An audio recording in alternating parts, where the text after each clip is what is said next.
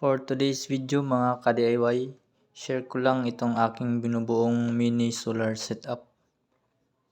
Actually hindi pa ito tapos pero gusto ko lang i-share para yung iba na gustong gumawa, magkaroon din sila ng idea.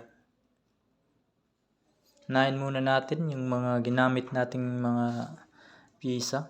Ito, tatlong circuit breakers, solar charge controller, inverter, low voltage disconnect board, DC relay, fuse block, tsaka yung ating outlet. Ito din yung terminal block para sa ating battery. Dito natin i-connect guys. Actually guys, dito sa ating mini solar setup, naka-design pala ito para sa 50 ampere hours na battery bank. Tapos dito naman sa circuit breaker natin,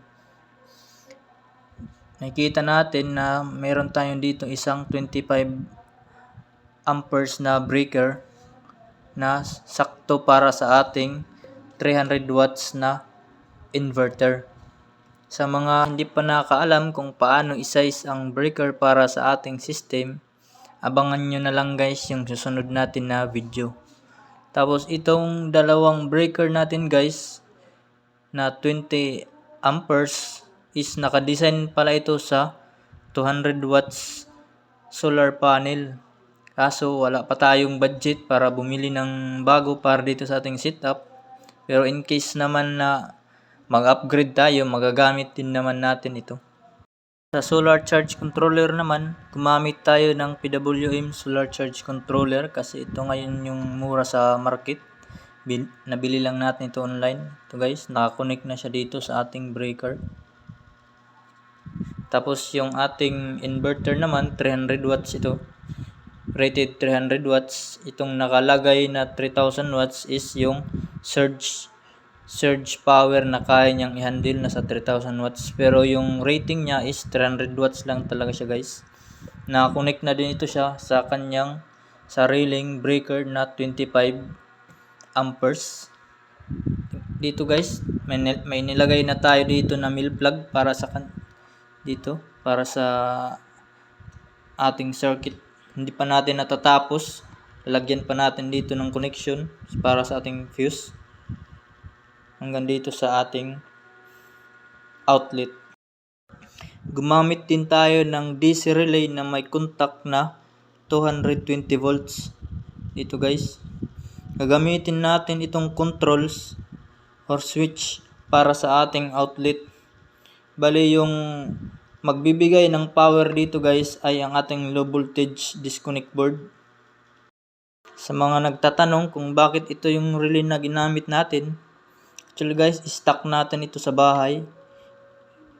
Pwede naman tayo gumamit ng DC relay na direct na nating papatayin yung ating inverter in case magkaroon ng low voltage yung ating battery.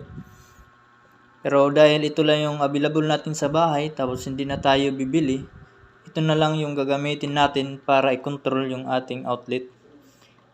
In case na mag low voltage na yung ating battery, madidetect siya ng ating low voltage disconnect board, tapos magsisend siya ng signal dito sa ating relay para patayin yung ating outlet. Again guys, sa mga nagtatanong kung bakit nilagyan pa natin ng low voltage disconnect board yung ating mini solar setup na meron naman ng low voltage disconnect yung ating power inverter. Yung sagot natin dyan guys is to maximize yung buhay ng ating power inverter.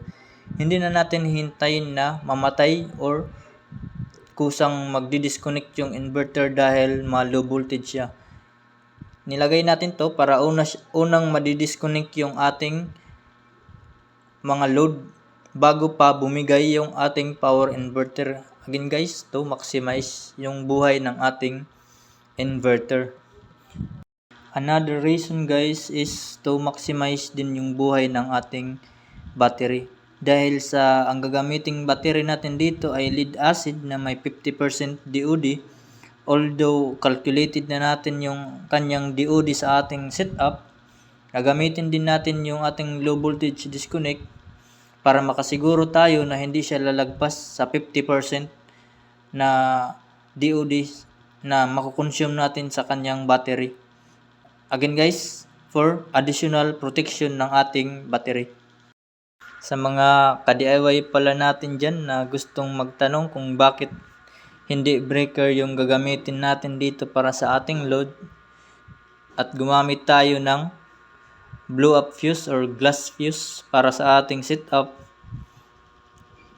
Again guys, ito yung available natin dito sa bahay na pwede natin gamitin bilang protection para sa ating setup. For example guys, itong ating inverter na rated 300 watts, para makuha yung sukat ng fuse para sa ating setup is i-divide natin sa kanyang rated voltage na 220 volts. Lalabas dyan is 1.3 something. Dahil wala tayong available na 1.3 amperes, gagamit muna tayo ng 2 amperes na fuse to guys. Tanggalin natin. 2 ampere fuse ito guys.